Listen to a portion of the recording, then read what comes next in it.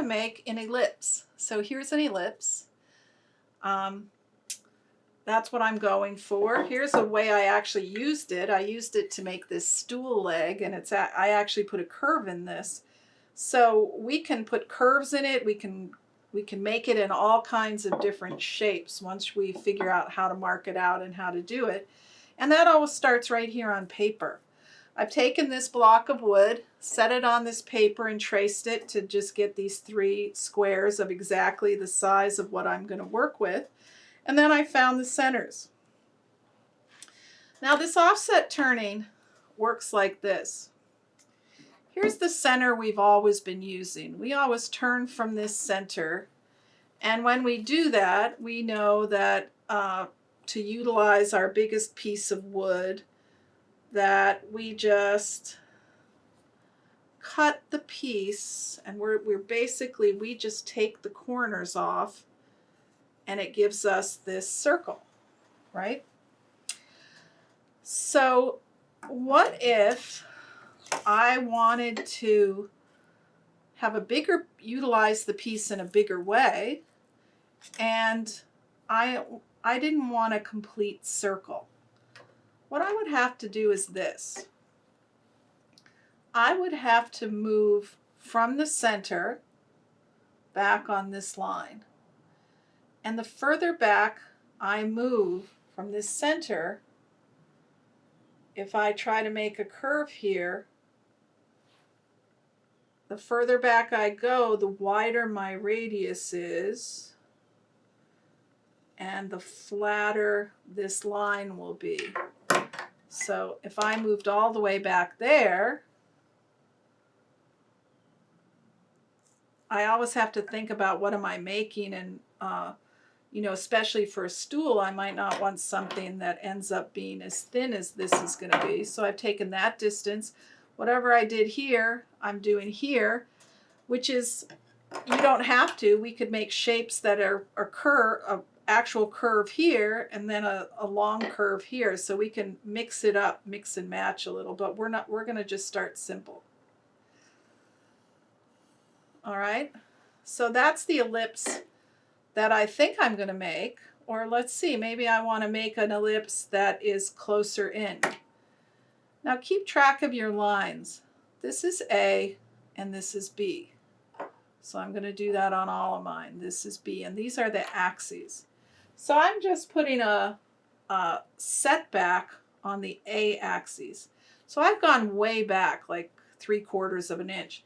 But what if I just did it, came back here, half of that distance, but then set the compass so that I could get the most I could get?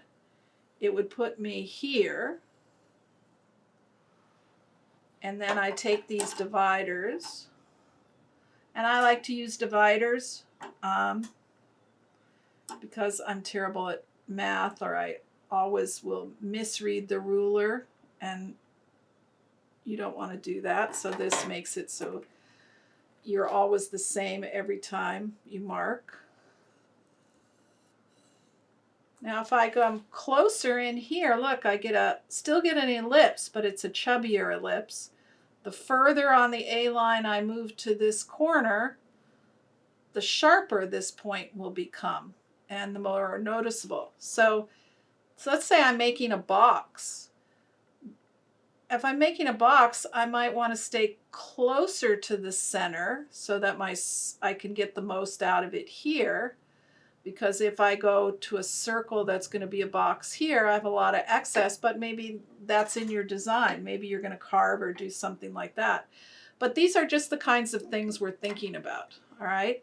Like this leg, look what happens. The thinner it's thick this way, the thinner it gets. I have to decide, can this take the pressure of somebody sitting on it? And usually for me, that's about just doing little maquettes and test pieces. So I decide which one I want, which ellipse I want, and I think I'm going to do this ellipse. That's the one I want. So I'm going to come to my block of wood that I'm going to make this ellipse on, and I'm going to mark it. Now I should say this also. What if I kept moving out? Look what's going to happen. If I came all the way out here, now I'm no longer, if I were to cut here and here, I would lose my points. This tells me I would lose my points.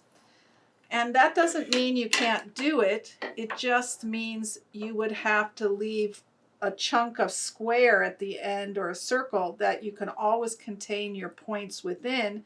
You'd have to turn your really thin ellipse within it and then cut the two ends off. That's all. Now, when I say that, this is what you're thinking about. This point represents your drive centers here.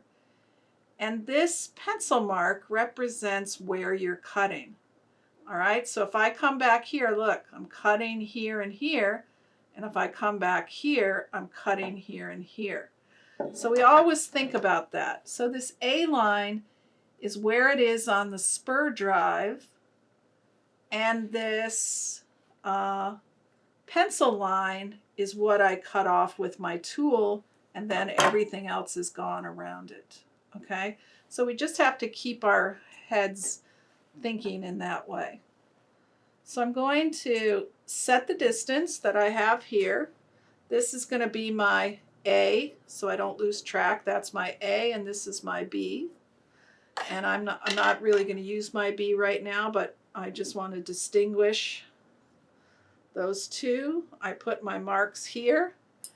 And I know I took them right off of here, so I should get exactly what this is. So I can come here on my drawing and say, okay, yep, I got that. So I should be able to get that here also. And I do. I probably could be in just a hair. So I'm going to get that same thing. Now I'm really close to my edge here, but I'm going to be able to do this because I'm going to use a special gadget that's going to allow me to do this.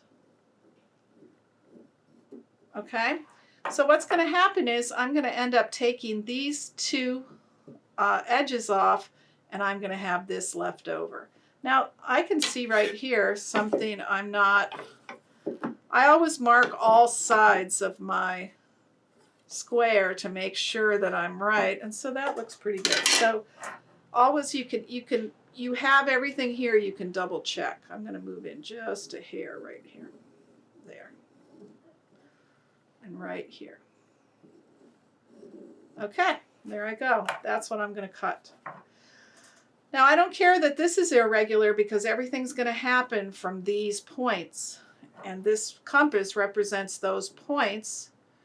So it doesn't matter that these two are not equal. What matters is in the end I'm going to come up with that piece that I want. All right, so now I'm ready to take it to the lathe.